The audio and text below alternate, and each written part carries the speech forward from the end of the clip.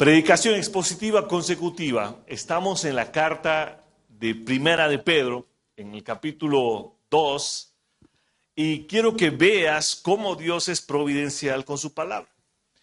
No hay cómo yo pueda decidir manipular hoy el texto. Quisiera quizás saltarme esta parte por cómo está el mundo, por cómo está la situación actual, pero no puedo. Es el Espíritu Santo colocando la palabra en orden en el momento correcto, y esa es la decisión que tenemos como iglesia de predicar expositivamente, consecutivamente la palabra de Dios, porque es Dios quien coloca el tema, es Dios quien coloca la aplicación y no yo como pastor que puedo influenciar en tomar estas decisiones. Así que abre tu Biblia en 1 Pedro capítulo 2, del verso 10 al 17, que es donde hemos quedado la semana pasada. 1 Pedro capítulo 2, del verso 10 al 17. Si recuerdas, hemos terminado ese texto que dice, pero vosotros sois linaje escogido, nación santa, pueblo adquirido por Dios, real sacerdocio, para que anuncie las virtudes de aquel que nos llamó de sus tinieblas a su luz admirable. Y hoy estamos en este texto que es inmediatamente después, el verso 10 que dice, pero vosotros en otro tiempo no erais pueblo, pero ahora sois el pueblo de Dios. No habíais recibido misericordia, pero ahora habéis recibido misericordia. Amados, os ruego como a extranjeros y peregrinos que os abstengáis de las pasiones carnales que combaten contra el alma. Mantened entre los gentiles una conducta irreprochable, a fin de que en aquello que os calumnian como malhechores, ellos, por razón de vuestras buenas obras, al considerarlas, glorifiquen a Dios en el día de la visitación. Verso 13, someteos por causa del Señor a toda institución humana, sea rey como autoridad o a los gobernadores, como enviados por él para castigo de los malhechores y alabanza de los que hacen el bien. Porque esta es la voluntad de Dios, que haciendo el bien hagáis enmudecer la ignorancia de los hombres insensatos. Andad como libres, pero no uséis la libertad como pretexto para la maldad, sino empleadla como siervos de Dios. Honrad a todos, amad a los hermanos, temed a Dios, honrad al Rey. Oremos. Señor, te damos gracias por tu palabra, Señor, por la situación en la que vivimos, Señor, nuestro país políticamente afectado, socialmente afectado, nuestro continente, Señor, políticamente afectado, socialmente lastimado, Señor, hermanos siendo perseguidos, hombres siendo privados de libertad por causa de la tiranía, Señor. Pero te pido que hoy nos des luz para entender tu palabra. Que hoy ilumines nuestro corazón, Señor, y el evangelio y nuestra ciudadanía celestial sea lo que nos gobierne, lo que nos dirige y lo que nos permita permanecer en un mundo hasta tu venida, Señor. En el nombre de Cristo Jesús oramos. Amén. Amén. Si has leído el texto y has entendido, ya sabes por qué venía diciendo Dios coloca el tema cuando predicamos expositivamente y consecutivamente. Peregrinos en un mundo caído. Somos peregrinos en un mundo caído, en un mundo sin Dios. Vivimos en un mundo, en una cultura anticristiana. Hemos sido testigos en las últimas semanas de cómo todo el mundo y la agenda global del sistema está contra el cristianismo. Lo hemos visto en Juegos Olímpicos, lo hemos visto en los gobiernos que han estado en Latinoamérica, en nuestro país. Es una cultura donde se trata al cristiano con hostilidad, donde el sufrimiento por ser cristiano es parte ya de la vida de un creyente, si realmente te has tomado en serio lo que la palabra de Dios dice. Ahora, ¿cuál es la respuesta que tú y yo deberíamos tener como creyentes? ¿Cómo deberíamos vivir a la luz de que no somos más ciudadanos de este mundo, sino que estamos como extranjeros, peregrinos en una tierra que no es nuestra? Alguno podría decir, separémonos del mundo, abandonemos totalmente la cultura. Esa es la solución. Y esta solución lo han hecho algunos hace mucho tiempo y se han convertido en pequeñas sectas que hoy están totalmente prostituidas porque han intentado salir del mundo, como Amish, como otros, y esto ha perjudicado, ha sido el mal peor para la iglesia. Otro quizás pueda decir, entonces debemos cambiar el mundo, debemos cambiar la sociedad, debemos empezar a levantar políticos cristianos, presidentes cristianos y debemos cambiar. Y la agenda de la iglesia, en vez de convertirse en una agenda de evangelio, se convierte en una agenda de activismo, de seguridad social, de cambiar la sociedad. Y la justicia social ahora se vuelve el centro del evangelio y se pierde el verdadero objetivo de la vida del creyente y de la predicación del evangelio. Otro puede decir es una cuestión de liderazgo. Necesitamos tener la educación correcta, necesitamos levantar al líder correcto. Y tú y yo podemos tener muchas ideas acerca de cómo vivir en este mundo y cómo enfrentar una cultura que es anticristiana. Pero te aseguro que hoy necesitamos volver a la palabra de Dios, porque cada una de estas ideas nos alejará más de Dios y de su palabra en vez de hacer lo que Dios realmente quiere y nos manda mientras estamos en este mundo. El día de hoy meditaremos en esta preciosa verdad, cómo hemos de vivir como peregrinos en una tierra extranjera. En 4 puntos. El primero, peregrino. Si has recibido misericordia, mira tu interior, deja atrás las pasiones carnales. Verso 11 y 12. Peregrino, si has recibido misericordia, mira en tu interior, deja atrás las pasiones carnales. Pues vosotros en otro tiempo no erais pueblo, pero ahora sois el pueblo de Dios. No habíais recibido misericordia, pero ahora habéis recibido misericordia. Amados, os ruego como extranjeros y peregrinos que os abstengáis de las pasiones carnales que combaten contra el alma. El apóstol Pedro está hablando a los cristianos que están expatriados de muchas regiones de la época donde el cristianismo era conocido. Y les dice, miren, ustedes eran gentiles.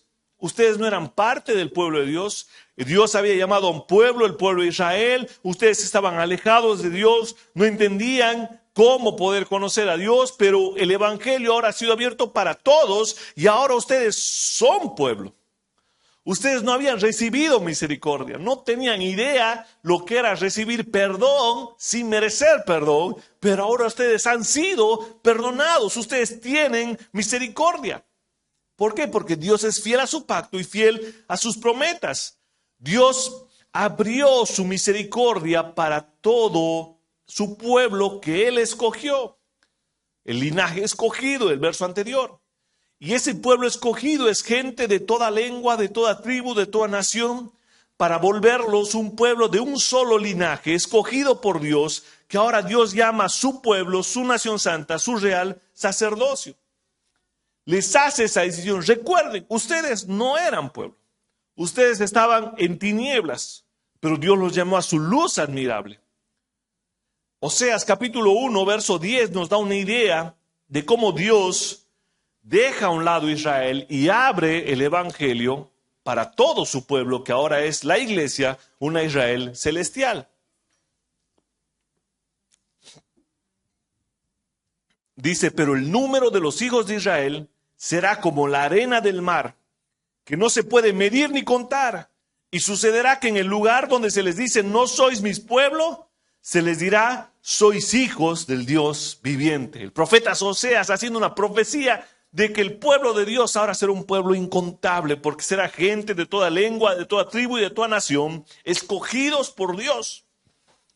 El capítulo 2, verso 23 de Oseas, en la misma contexto de la profecía dice, la sembraré para mí en la tierra y tendré compasión de la que no recibió compasión y diré al que no era mi pueblo, tú eres mi pueblo, y él dirá, tú eres mi Dios. Hermano, la carta de Pedro es el cumplimiento de esta profecía. Ahora somos su pueblo. A pesar de ser separados de Dios, de ser un pueblo que no ha sido escogido nacionalmente, hoy por causa de la sangre de Cristo Jesús derramada en la cruz del Calvario y porque tú y yo hemos decidido creer, hemos sido adoptados por Dios y escogidos como un pueblo. Así que lo que Pedro les está diciendo es, ustedes ya no son más romanos, ya no son más griegos, ya no son más de Bitinia, ya no son más de Pontio, ya no son más de Galacia, hoy son pueblo de Dios. Ustedes pertenecen a un pueblo mayor, que es el pueblo de Dios. Eso significa que les dice ahora, por eso, mientras están en este mundo pasajero, compórtense como extranjeros. Verso 11. Son extranjeros, son peregrinos. Pues les ruego, entiendan, no son más de este mundo, sí, no son más. La solución no es apartarte, la solución no es irte lejos, la solución es vivir como un extranjero, como un peregrino que sabe que un día tendrá su casa celestial. Hermano, hoy somos extranjeros, no estamos en nuestro lugar, no estamos en casa. Debe haber una incomodidad de nosotros por vivir en un mundo que no ama a Dios. Pero mientras estamos en este mundo, si tú eres pueblo, si tú has recibido misericordia, mira tu interior. Mira tu interior. Porque te manda Dios a abstenerte de pasiones carnales.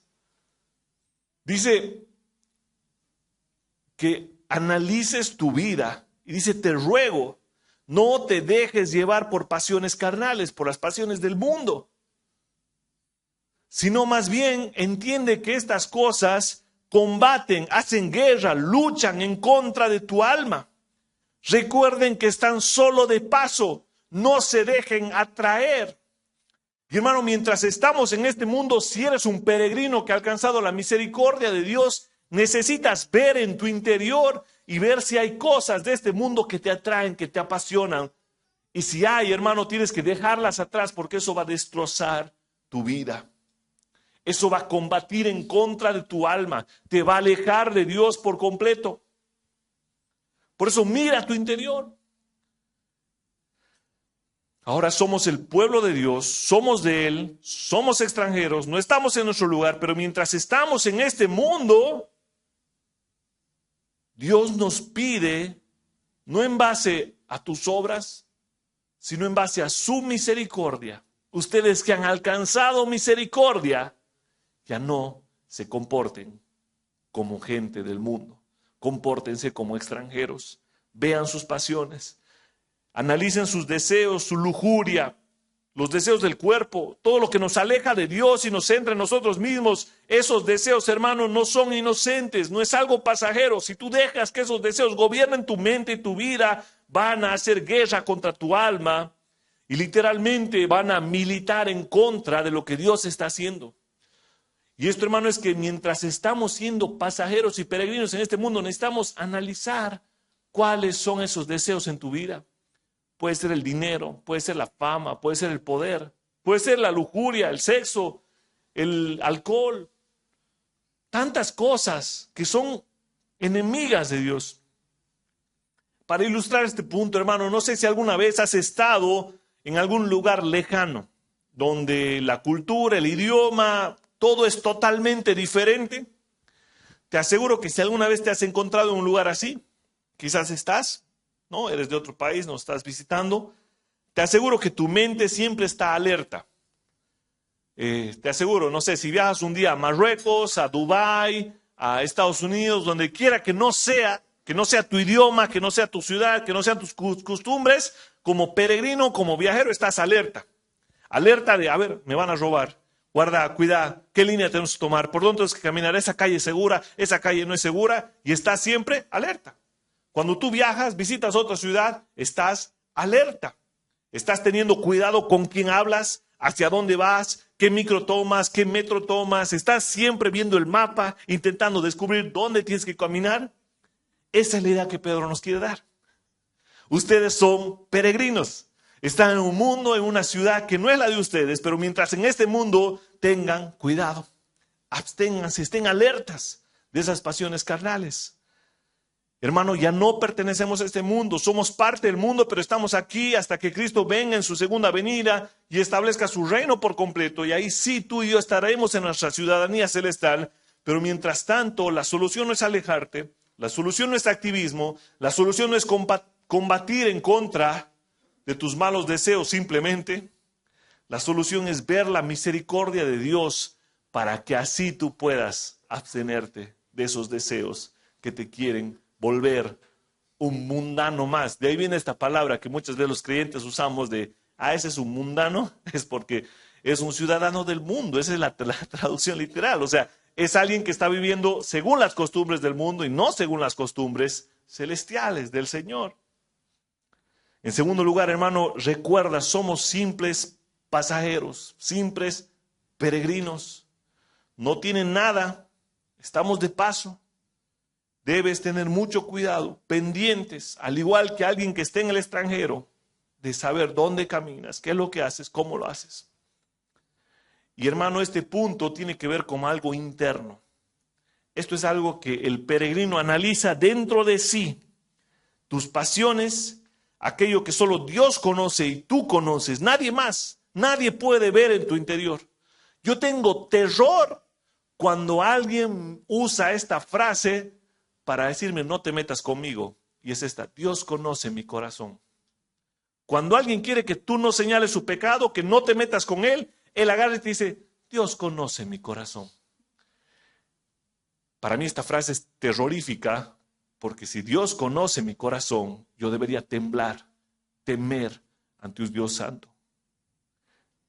Por eso, hermano, debemos analizar cuáles son las marcas de nuestra obediencia.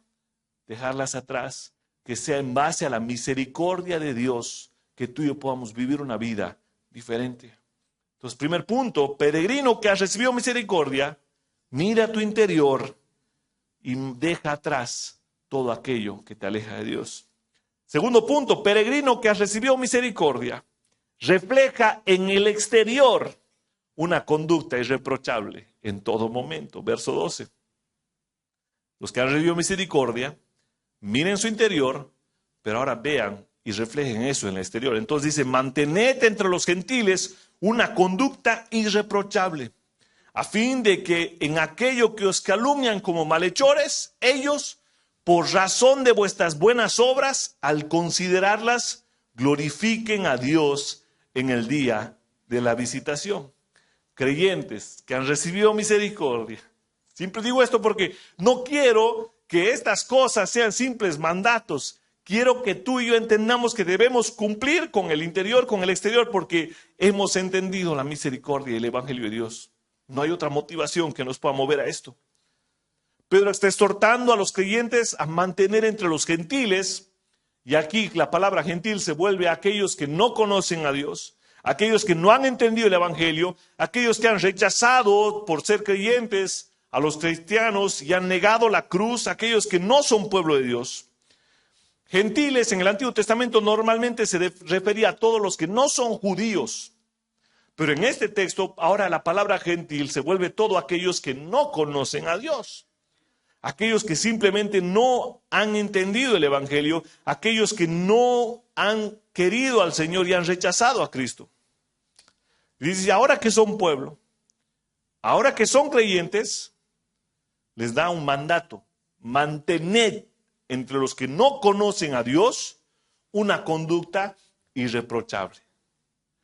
Dice, primer lugar, tu interior, has dejado atrás tus pasiones, entonces tus pasiones ya no gobiernan, ahora gobierna el Espíritu Santo, y en primer lugar debemos mantener una conducta irreprochable. Eso quiere decir que nadie pueda decirte algo malo de cómo te comportas. Quizás pueden calumniarnos, quizás pueden acusarnos, malhechores, ladrones, lo que sea. En esta época, todo el imperio romano estaba persiguiendo a los cristianos por 3 o 4 cosas principales. La primera era que los condenaban por ser ateos. Cuando ellos decían que nosotros solo servimos y adoramos a un solo Dios, para un romano en esa época que tenía múltiples dioses y tenían al César como Dios, esa era una afirmación que iba en contra del imperio y en contra de todo lo que ellos querían. Entonces eran perseguidos por eso. En segundo lugar, eran perseguidos como caníbales, porque cuando ellos decían que participaban de la cena del Señor en el cuerpo y la sangre de Cristo, ellos decían, estos están tomando sangre humana en sus rituales, y eran perseguidos por eso, que también era mentira. En tercer lugar, ellos eran perseguidos porque básicamente iban en contra de todo lo que el Imperio Romano había levantado como una verdad. Entonces dice, Pedro, imagínense, le dice, ustedes tienen que comportarse bien con ellos, de una manera irreprochable. Que nadie pueda levantar un dedo y señalarlo, tú realmente has hecho esto. Porque aquello que os calumnian, por causa de tu buen comportamiento, de su buen comportamiento, cuando consideren estas cosas, ellos van a glorificar a Dios en el día de que Dios los visite, ¿no? Entonces, esta buena conducta era algo que debían mantener. ¿Con qué? Con buenas obras, con obras visibles, algo externo, algo que las personas podían ver, los que estaban alrededor de ellos debían ver sus buenas obras y glorificar a Dios. Ahora, el día de la visitación, hay dos ideas acerca de esto. Unos dicen que es el día en que Cristo venga por su iglesia, su segunda venida, y cuando Dios visite una vez más al pueblo, como en Cristo Jesús, en su segunda venida, los incrédulos van a declarar, dice, porque todo hombre, toda rodilla va a declarar que Jesucristo es el Señor, entonces van a glorificar a Dios. Pero yo creo que por el contexto tiene también que ver en esta segunda postura, que es el día que esa persona que no amaba a Dios, que no conocía a Dios, Dios lo visite, esa persona se convierta, va a agarrar y va a recordar, este hombre que me predicaba, que se comportaba así, realmente estaba viviendo para Dios. Mi vecino, realmente tenía razón. Y esa persona, cuando Dios visite su vida, va a glorificar a Dios por cómo tú te has comportado, cómo tú has hecho con Él. Les aseguro, si alguna vez tú has mantenido como creyente una postura buena, externa, has cuidado tus buenas obras con tu vecino, con tus primos, con tus familiares, el día que esa familiar, que esa persona se convierte, es visitado por Dios, va a recordar y va a decir, mi primo tenía razón, mi tío tenía razón, estas cosas estaban mal. Realmente, gloria a Dios, porque cómo ha sido fiel en esto. Mi amigo tenía razón, mira, la Biblia dice aquí esto y él realmente ha guardado estas cosas. Ese es el fin, hermano, de que nuestra buena conducta, nuestro buen comportamiento, aunque ellos nos estén persiguiendo, nos estén amenazando, nos estén insultando, cuando Cristo visite sus vidas, o en el futuro, cuando Cristo reine, ambas situaciones ellos van a dar gloria a Dios. Se van a dar cuenta de la verdad del Evangelio y van a poder exaltar a Dios. Algunas aplicaciones, hermanos, necesitamos tener una conducta irreprochable con los de afuera. Esto no es algo exclusivo de los ancianos, de los diáconos, del que está predicando, del que está ministrando la alabanza, del que está tocando, del que está cantando. No, hermano, esto es de todo creyente, no solo aquellos que tienen un puesto visible en la iglesia. Necesitamos tener buena conducta con los de afuera. Ahora, tu buena conducta, tus buenas obras no son para tu propia gloria. No es para que digas, qué tipo más santo. Es para los que aún no conocen a Dios y a través de tu buen comportamiento, a pesar de la persecución, esa gente un día, el día que Dios lo visite, pueda dar gloria a Dios. Y esto no implica que si tú te portas bien, todos van a decir, wow, qué tipazo este. No, ¿qué dice ahí? Van a ser calumniados como malhechores. Hermano, cuando tú y yo decidimos comportarnos como la palabra de Dios manda,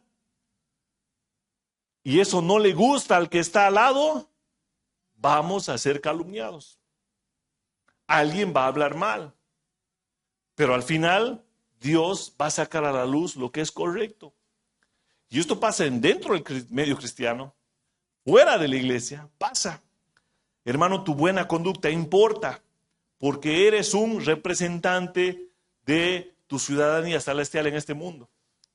Y volviendo a la idea de peregrino, hermano, cuando tú y yo estamos en un país extranjero, tenemos un documento de identidad, ¿no? Entonces, si algún policía te ve hacer algo malo, te pide su documento. Tú agarras, das tu carnet. Tenía que ser boliviano, ¿no? O tenía que ser de tal lado. ¿Por qué? Porque estamos representando a nuestro país, ¿no? Te imaginas, vas a trabajarte a un país extranjero, de repente te metes en un negocio turbio, te encarcelan, tu documento, quedas mal tú, pero también queda mal Bolivia, es así. Por eso es eso, ¿no ve? Por eso es que hay muchas ciudadanías que tienen cierta fama de ciertas cosas en varios lugares, y no voy a tocar el tema. Pero pasa exactamente lo mismo. Si tú y yo que decimos ser cristianos, somos peregrinos, hemos alcanzado misericordia, no mostramos con los gentiles una conducta irreprochable, vamos a mancillar el nombre de Cristo. Eso va a pasar. Por eso Pedro les dijo, mantengan, es un mandato, es una orden, estamos representando. Tú estás representando en este momento una empresa en la que trabajas, estás representando tu país, estás representando tu familia, y te aseguro que dejas de hacer muchas cosas simplemente por tu trabajo. Te aseguro, te aseguro. Te aseguro que no vas con tu credencial de trabajo a hacer algo malo por ahí. Te aseguro, nadie. Sabes que te van a votar, que vas a perder tu trabajo y demás. Ahora la pregunta es, ¿por qué hacemos esto? Muchas veces, cuando estamos en lo oscuro y nos importa, no soy cristiano en este momento. ¿Le tienes más miedo a tu jefe, a tu empresa, a perder tu trabajo? ¿Le tienes más miedo a tu familia? Porque quizás ahora estás representando un apellido en algunas situaciones. Hermano, muchas veces tú y yo no creemos realmente en el Señor. Por eso necesitamos recordar su misericordia y saber que lo externo muestra lo que tú y yo afirmamos creer. Yo puedo decir, Dios conoce mi corazón. Yo te puedo decir, amén, hermano, pero que eso refleje tu comportamiento. Que eso refleje cómo vives, cómo amas, cómo cuidas, cómo proteges, cómo te comportas con el vecino, cómo te comportas en el colegio, en la universidad. Lo que hacemos, nuestra conducta, habla mucho de cómo tú y yo decimos creer.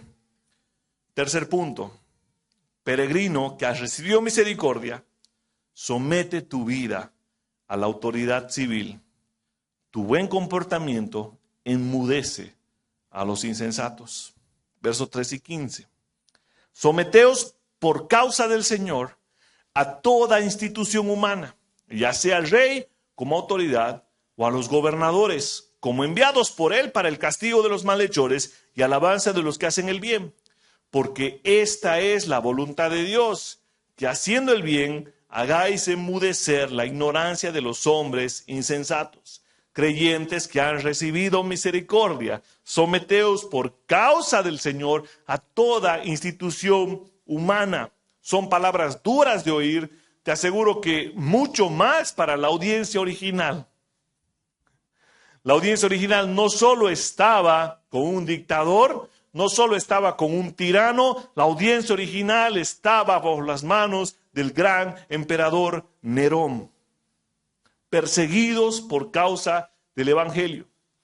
Hermano, este emperador había incendiado Roma y había empezado a perseguir a los cristianos echándoles la culpa de que ellos han provocado el incendio. Además, estaba condenando a los cristianos por todas esas situaciones, por canibalismo, por ateísmo, que yo les he contado. Y por eso es que se lanza una gran persecución en todo el imperio romano en la época en contra del cristiano. Y Pedro les dice, sométanse por causa del Señor a toda institución humana, incluido Nerón. Y si tú eres de los antiguos, el mundo sabe esto.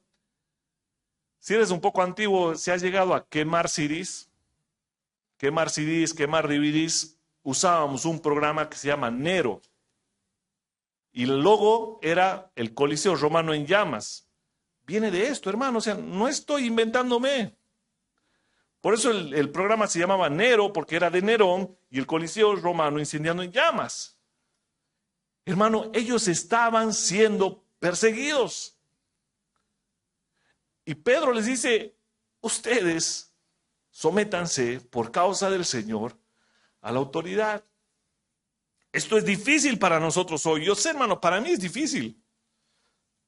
Pero recuerda que para ellos fue mucho más difícil. Realmente la tenían difícil. Realmente no simplemente era una crisis económica, no simplemente no tenían para cambiar dólares, no simplemente estas cosas. Ellos peligraban su vida. Y esto no quiere decir, obviamente, que ellos de repente iban y se entregaban. No, ellos sí, escapaban, huían, hablaban. Tenemos el discurso de Pedro. Ustedes han matado al Mesías. Ustedes han hecho esto. El discurso de Esteban. Ustedes han hecho esto. Hablaban, pero cuando venía el castigo ellos se sometían. Tú no ves a Esteban agarrando la piedra. No. Tú no ves a Esteban haciendo una huelga de... No. Señor, no les tomes en cuenta este pecado. Y es uno de los primeros mártires de la iglesia. El Señor luego los rescata de la cárcel, los saca de prisiones. El Señor hace maravillas. Por eso no implica que tú y yo vamos a estar ahí sometidos en el sentido de que ellos van a hacer todo lo posible por derribarnos. No. ¿Hasta dónde llega este sometimiento? Hasta que ellos ultrapasan lo que Dios manda.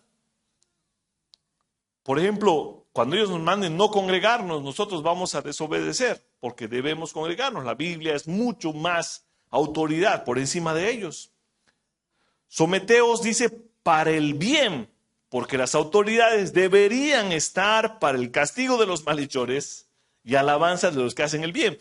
O sea, esa es la función ideal. Una autoridad puesta por Dios debería estar para alabanza de los que hacen el bien y castigo de los malhechores. Lastimosamente, muchas veces no es así. Pero ahí una vez más, el apóstol Pedro toma esto y dice, porque esta es la voluntad de Dios, que haciendo el bien hagáis enmudecer la ignorancia de los hombres insensatos, al igual que el anterior. No solo es con tu vecino tu buena conducta, sino que delante de la autoridad, si tú haces el bien, vas a hacer enmudecer. Yo creo, esto no dice la Biblia, yo sé que Pablo se convierte en esta visión espléndida cuando está en camino a perseguir cristianos, pero dice que Saulo aprobó cómo había muerto Esteban. Pero yo creo que el ver y entender esto cuando Pablo ya estaba convertido, ver a su hermano en la fe ser apedreado, yo creo que ha marcado mucho su vida. Yo creo que ha marcado mucho el testimonio de Esteban, que simplemente dijo, Padre, no les tomes en cuenta este pecado. Yo creo que es algo que no solo la visión de Pablo y todo lo que pasa, pero es algo que ha marcado mucho la vida de Pablo, ya cuando se llama Pablo. Porque haciendo el bien, Esteban ha mostrado que Dios es su autoridad, que Dios es quien manda, que él se estaba sujetando a Dios, que no le importaba este reino que es perecedero, que pasa. Hermano, cuando tú y yo hacemos el bien a pesar de la maldad de nuestras autoridades, Dios es glorificado, porque tú y yo hemos puesto nuestra confianza en el Señor. Fíjense lo que dice Mateo 26, del 50 al 56. Dice, amigo, haz lo que viniste a hacer. Jesús le dice a Judas. Entonces ellos se acercaron, echaron la mano a Jesús y lo arrestaron. Y uno de los que estaba con Jesús, extendiendo su mano, sacó su espada e hiriendo al siervo del sumo sacerdote, le cortó la oreja. Entonces Jesús le dijo, vuelve tu espada a su sitio, porque todos los que tomen la espada, a espada perecerán. ¿O piensas que no puedo rogar a mi Padre y Él pondría a mi disposición ahora mismo 12 legiones de ángeles? Pero, ¿cómo se cumplirán entonces las escrituras que dicen que así debe suceder? En aquel momento Jesús dijo a la muchedumbre, contra un ladrón han salido con espadas y palos para asegurarse que me arrestaban. Cada día me sentaba en el templo para enseñar y no me prendieron. Pero todo esto ha sucedido para que se cumpla la escritura de los profetas. Entonces los discípulos lo abandonaron y huyeron. Los gobernantes tienen derecho y tienen la responsabilidad de castigar a los malhechores con espada. Tú y yo no. Sí nos vamos a defender en ciertas ocasiones, pero no podemos salir. No es nuestro rol. Debemos confiar como Jesús de que la soberanía de Dios y su voluntad en el mundo está transcurriendo tal como Él había mandado.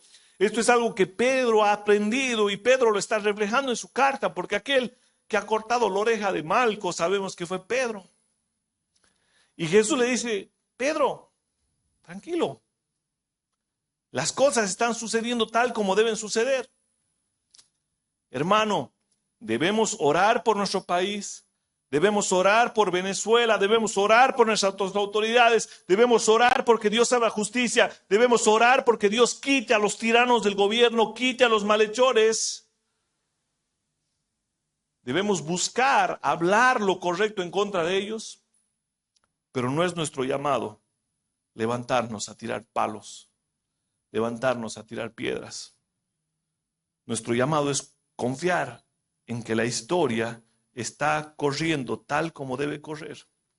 Va a ir aumentando la maldad. Va a ir aumentando la persecución contra los cristianos. Tú recuerda, ese no es tu gobierno. Tu gobierno es el celestial. Tu gobierno es el Señor. Él es quien gobierna. Los gobernantes tienen ese derecho, deberían tener esa responsabilidad. Pero nosotros sabemos que Dios es el verdadero gobernante por encima de todo. Y ya sea para juicio o para restauración o para disciplina, Dios coloca un gobernante sobre un pueblo, sobre una ciudad. Los creyentes no debían de participar, de buscar justicia con su propia mano. Deben confiar de que Dios es justo. Y un día la justicia llegará. Un día la injusticia tendrá su fin, hermano, y te lo aseguro. Tú y yo, entendiendo que soy peregrino, esto va a pasar. Debo esperar, debo confiar. John MacArthur dice, la función del gobierno es clara, crear temor para refrenar el mal, castigar a quienes hacen lo malo y proteger a quienes hacen el bien. Muchas veces eso no se cumple, pero tú y yo debemos confiar en que Dios es quien gobierna. Esa es la voluntad del Señor. Ahora, por medio del respeto a la autoridad, vamos a enmudecer a los hombres malhechores que hacen el mal. Eso dice la palabra del Señor. Enmudecer, callar, amordazar, dejar sin palabras. Esa es la idea. Y quizás no se aplica directamente al gobierno, pero quiero darte una ilustración de esto. Yo siempre hablo un poco del tráfico. Sé que no es un ejemplo que tiene que ver con la autoridad, pero sí como a veces refrenar la lengua, buscar que Dios haga justicia es mucho mejor que una respuesta brusca. Imagínate que estás en el tráfico, alguien comete una imprudencia y te empieza a gritar, a insultar. Tú lo miras y le dices, disculpe, fue mi error. Esa persona te mira y está loco. Te aseguro que se va a acabar, no te va a decir nada, te aseguro. Tendría que ser demasiada loca la otra persona para seguir levantando la palabra. Normalmente te mira y te dice, ¿qué le pasa a este? O sea, y eso pasa en todo, hermanos. Si tú y yo respondemos blandamente, con buena conducta, lo exterior refleja que tú y yo somos cristianos, eso enmudece a los insensatos. Porque ellos no saben, ellos son ignorantes, dice, la ignorancia de los insensatos. Esto implica un rechazo intencional al evangelio. Ahora, pastor, ¿hasta cuándo la sumisión? ¿Hasta cuándo vamos a obedecer? ¿Hay que obedecer en todo? Hermanos, siempre y cuando la autoridad no vaya en contra de lo que Dios nos dio en su palabra, tú y yo debemos obedecer. Ahora, cuando esa autoridad sobrepasa lo que Dios nos dio en su palabra, debemos desobedecer y temer a Dios antes que a la autoridad. Ejemplos, Sadrach, Mesach, Abednego, Daniel contra el rey Nabucodonosor. Ellos tuvieron que desobedecer y por desobedecer a la autoridad y temer a Dios fueron honrados por Dios. El libro de los Hechos, los apóstoles, no lo sacan a Pablo, creo que es, o Pedro, casi muerto, golpeado. Y no vuelves a predicar aquí nunca más, no te queremos ver en esta ciudad. Dice que estaba casi muerto. Por el Espíritu Santo se sacude Pablo, ¡zas!, vuelve a entrar a predicar. Hermano, es claro, no es en todo. Cuando ellos ultrapasan la palabra del Señor, tú y yo debemos obedecer a Dios antes que a los hombres. Ahora, estos hermanos, por ejemplo, no se entregaron. Sí, Nerón empezó a perseguir cristianos, todos deben entregarse. No, huyeron, escaparon, intentaron no ser presos por causa de la injusticia del emperador romano. Pero cuando ellos eran presos, se sometían al castigo, porque ellos entendían que Dios era quien gobernaba. Por eso es que ellos podían morir, como dice Marcos Vidal, abrazados en el circo romano, confiando en el Señor antes que en los hombres. Por eso es que ellos tenían esa valentía. Ellos sí intentaban escapar, ellos sí huían, buscaban la forma, pero si ellos eran capturados y ellos eran obligados a ir en contra de Dios, ellos negaban hasta la muerte. Pero esa muerte era tan gozosa y segura porque sabían en quién habían creído. Hermano, hay muchas formas para aplicar esto, de orar, de someternos a la autoridad. Es orar por ellas, pedir a Dios que haga justicia y misericordia. Dios puede levantar autoridades para juicio o para justicia en una nación. Tú y yo debemos clamar por ellos. Debemos clamar por Venezuela hoy, de que Dios haga justicia, de que el juicio de Dios realmente esté presente sobre este país, sobre sus autoridades. Hermano, tú y yo debemos clamar por nuestras autoridades, que Dios haga justicia, que tengamos un padrón electoral seguro, que tengamos una elección realmente transparente. Debemos hacerlo para que realmente al final sea Dios transparentando todo. Pero si somos engañados, si somos ultrajados, debemos hablar la verdad, pero soportar, confiando de que la historia de Dios está siendo escrita, sea para juicio o sea para restauración. Hermano, este gobierno puede levantar restricciones en contra del cristianismo, puede impedir reunirnos, puede intentar entrometerse en nuestra familia, puede intentar entrometerse en nuestra educación, pero tú y yo debemos temer a Dios antes que a los hombres, debemos ser firmes. No porque el gobierno sea ateo, idólatra, pagano, tú y yo vamos ahora a ser idólatras paganos. No. Necesitamos temer a Dios antes que a los hombres. Ora por la economía del país. Yo sé que podemos escuchar, hermano, muchas propuestas de solucionar la economía. Y está bien, pero debemos saber que solo Dios es quien provee qué comer, qué beber, qué vestir. No es el gobierno, no es la cotización del dólar. Es Dios quien dice, buscad primeramente el reino de Dios y su justicia, y todas las cosas os serán añadidas. Qué comer, qué beber, qué vestir. Confía en el Señor en medio de la crisis. Debemos orar, hermano, aunque nos cueste. Finalmente, hermano, peregrino que has recibido misericordia, sé libre para servir a Dios en amor y temor. Versos 16 y 17. Ahora, fíjense esto. Pareciera que se está contradiciendo. Pedro dice, andad como libres, pero no uséis la libertad como pretexto para la maldad, sino empleadla como siervos de Dios. Finalmente, los creyentes que han recibido misericordia tienen que entender que son hombres libres. Extranjeros, peregrinos, pero hombres libres.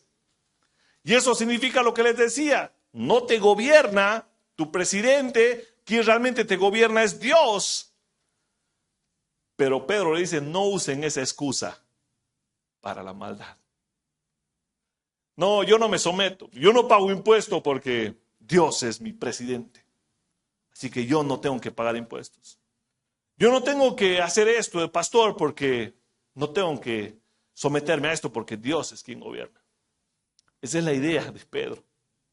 Pero decía, no usen esa libertad para cometer maldades, sino emplíenla, aplíquenla como siervos de Dios. No usen la libertad como pretexto para lo malo.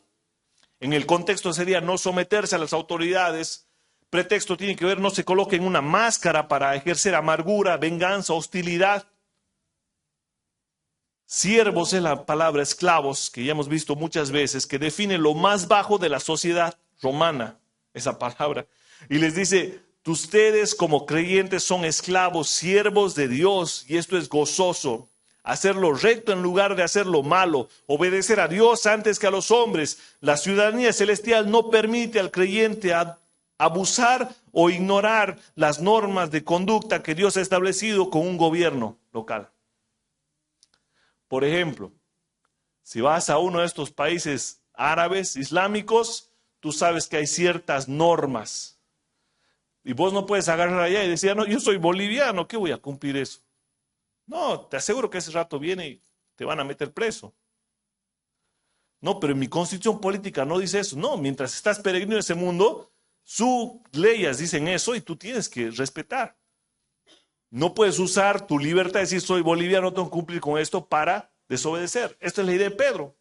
No porque esté bajo el gobierno de Dios vas a decir que no vas a obedecer en nada. Necesitamos someternos, buscar nuestra libertad para servir a Dios antes que a los hombres. Verso 19.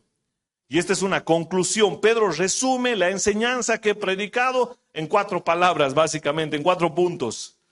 Honrad a todos. Y esta palabra tiene que ver los creyentes, aquellos que han alcanzado misericordia, tienen que honrar a todos los hombres, porque el hombre fue creado a la imagen de Dios y toda persona es digna de merecer cierto grado de respeto. En el primer siglo, los esclavos no eran considerados personas. Entonces, ellos tenían lo peor de la sociedad. Eran tratados peor que animales. Tú y yo como creyente no podemos hacer eso. No puede salir de nuestra boca, que se muera ese.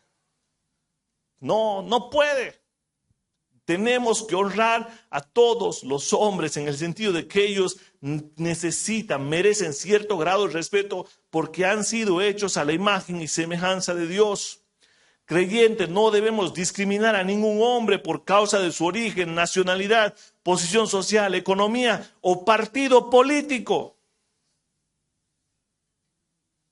Todos los hombres fueron hechos a la imagen y semejanza de Dios. Primer punto, honrad a todos. Ahora, a nosotros creyentes nos da un poquito más. Amad a los hermanos. Y ahí ya no solo es honrar, ya no solo es respeto, sino es que entre nosotros debe reinar amor. Debemos amar a nuestros compañeros creyentes. Ellos son en realidad nuestros hermanos. Juan lo enseña en cada una de sus cartas. La iglesia debe amarse. El amor debe prevalecer entre nosotros a pesar de toda la diferencia que podamos tener. Nuestro punto de unión es Cristo y por eso debemos amarlos. Amen a los hermanos. Tercer punto, teman a Dios. Y esto incluye temer a Dios por quién es Él, por su santidad, por sus perfecciones, pero incluye confiar a Dios por más difícil que se vean las circunstancias. Por más de que parece que estamos bajo el tirano, bajo la dictadura, bajo la miseria, pero yo confío en Dios porque temo a Dios. Sé que Él está guiando toda la historia y no hay nada que se escapa de su soberana voluntad. Por más difícil que sea la situación, por más que Nerón esté gobernando, ellos debían saber que Dios tiene todo controlado. Ellos debían confiar y temer a Dios.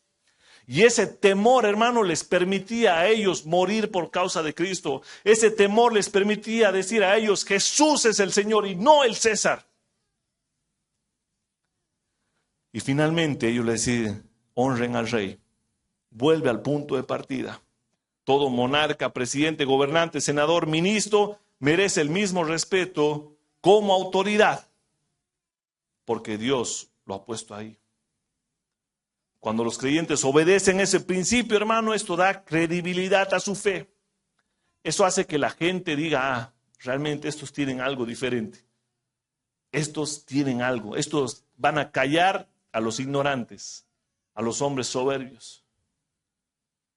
Mateo 5:14, y con esto voy a terminar. Dice, ustedes son la luz del mundo. Una ciudad situada en un monte que no puede ocultarse. Ni se enciende una lámpara y se pone debajo de una vasija, sino sobre el candelero, y alumbra a todos los que están en la casa. Así brille la luz de ustedes delante de los hombres, para que vean sus buenas acciones y glorifiquen a su Padre que está en los cielos.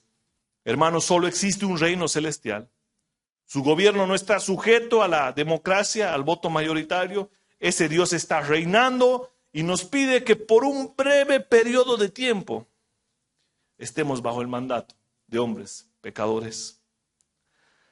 Estamos para obedecer a todas las autoridades, pero hay veces que tenemos excepciones a esta sumisión porque necesitamos temer a Dios antes que a los hombres. ¿Es claro, hermano? Obedecemos a las autoridades, hermano, pero no tememos a las autoridades. Ahí no dice temed al rey, dice honrad al rey. Teman a Dios, porque tu temor solo debe ser para Dios. El único digno de recibir temor es el Señor. Pedro les dice aquí, aunque hay un rey, ustedes deben temer a Dios, porque no deben obedecer a Dios obedecer al rey por encima de Dios. Y hermano, cualquier gobierno es mejor que ningún gobierno. La anarquía es lo peor que puede suceder en una sociedad. Así que Dios ha puesto gobiernos de diferentes tipos, en diferentes situaciones. No sé por qué, pero es mejor. Él de alguna forma está orquestando la historia conforme a su soberana voluntad y a su gracia y amor. Hermano, este texto empieza diciendo, y es algo que yo he marcado mucho, pero vosotros que habéis recibido misericordia. Hermano, si has recibido misericordia, si crees en Cristo como tu Señor y Salvador, debemos vivir como Pedro nos insta a vivir hoy. Amigo, si no has recibido misericordia, tu situación es peor de lo que te puedes imaginar. Así que en esta mañana yo te insto, te animo a que vengas a Cristo, recibas su perdón y su gracia y su misericordia, que es inintercambiable, que es impensable, que es inimaginable, que no sabes lo que es eso, pueda llenar tu corazón, tu mente y tu alma.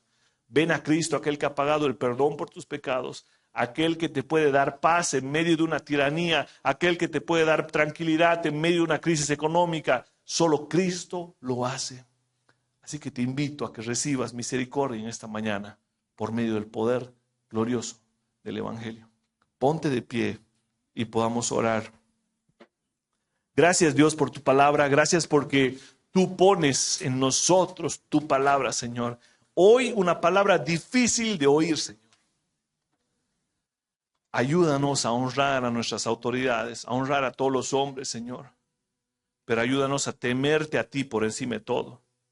Sí, clamamos, Señor, por Venezuela. Clamamos que tú hagas justicia en este país. Clamamos que tú puedas mostrar la realidad, Señor, y la tiranía. Clamamos por nuestro país también, Señor, por nuestro presidente, por nuestros gobernantes. Clamamos por la situación económica, Señor, que tú hagas justicia. Permítenos vivir en holgura en este tiempo de escasez. Permite que nuestro país realmente pueda obedecerte a ti, que deje a un lado la idolatría, que deje a un lado la maldad, Señor. Oramos. Que te conozcan, Señor. Que te conozca el presidente, que te conozcan senadores, que te conozcan diputados, Señor, porque ellos sin ti van a perderse eternamente, Señor. Y ese es el peor castigo que puedan recibir, Señor. Y no queremos que nadie reciba eso, Señor. Queremos llorar por ellos que están perdidos. Queremos clamarte que tú los salves, Señor, que en tu voluntad puedas restaurar sus vidas, Señor. Y ayúdanos a tener un corazón que refleja lo bueno y que ese buen testimonio, Señor, anime a todos. En el nombre de Jesús. Amén.